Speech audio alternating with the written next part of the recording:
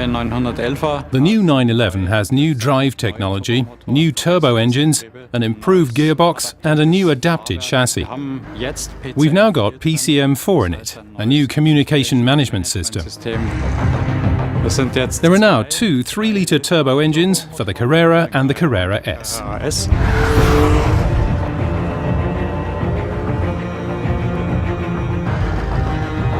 The big leap forward is 60 Nm more of torque for both engines, which is available in the range between 1700 and 5000 revolutions. That elevates the car to a whole different level of performance.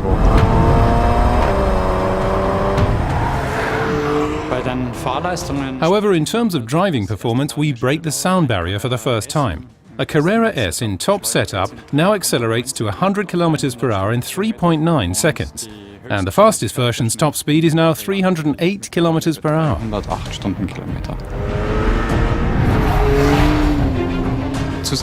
In addition, we've now installed assistance systems, such as the lane departure warning assistant.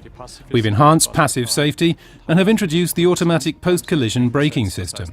That means if this car has a real crash and the airbag deploys, it still then gets slowed down safely to a stop. And in this car we have the ACC system, the automatic cruise control, which we further optimized in terms of energy consumption. The car can now also coast when this system is active. That means the clutch disengages the engine and the car coasts a bit further than it otherwise would. Other features on the vehicle designed to optimize fuel consumption are the cooling air flaps. They close automatically when the speed reaches 15 km per hour and then open as needed. That is, whenever the engine requires cooling air. But otherwise they're shut. The CW value therefore improves.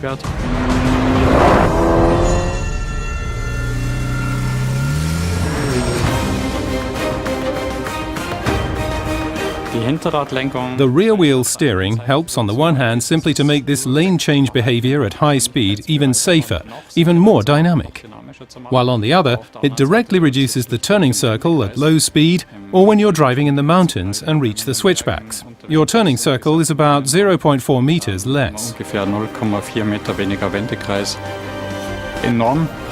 Extremely practical for everyday use, and thus also for the 911 is a lift system for the front axle. At the press of a button, I can use this to raise the vehicle by 30 mm at the front axle and then also lower it again. Very helpful, especially at garage entrances. Porsche unveiled the first 911 Turbo in 1974. This technology has been constantly enhanced, and if you look at our latest motor racing successes with the 919 Hybrid, it too has a turbo engine, in its case a 4-cylinder one. And it's utilizing this technology to the full.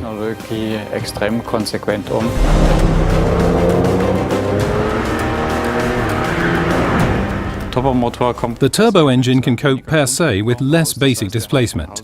That means that it has lower basic fuel consumption from the start. On the other hand, the turbocharging enables us to achieve higher levels of peak performance and above all much more torque. This higher torque makes driving much more relaxed, and despite this the car is faster. Sound is extremely important in the 911 for the emotionality. So essentially we now have 3 exhaust systems. The exhaust system from the normal Carrera, recognizable by the oval tailpipes, the one from the S with its double round tailpipes in the conventional position, and now a new sports exhaust system with just 2 tailpipes further into the center. What's interesting, and typically Porsche, is that this tailpipe position more towards the middle derives not from the design, but rather from the function. Now what we have here is a modified look together with a different sound. Extremely important, and I think a certain hit. The selector lever in the middle is now moved backwards to shift up and forwards to shift down, as in the GT3. Now it's all consistent, and I think it's a small improvement in racing use as well. The track freaks now no longer have to adjust.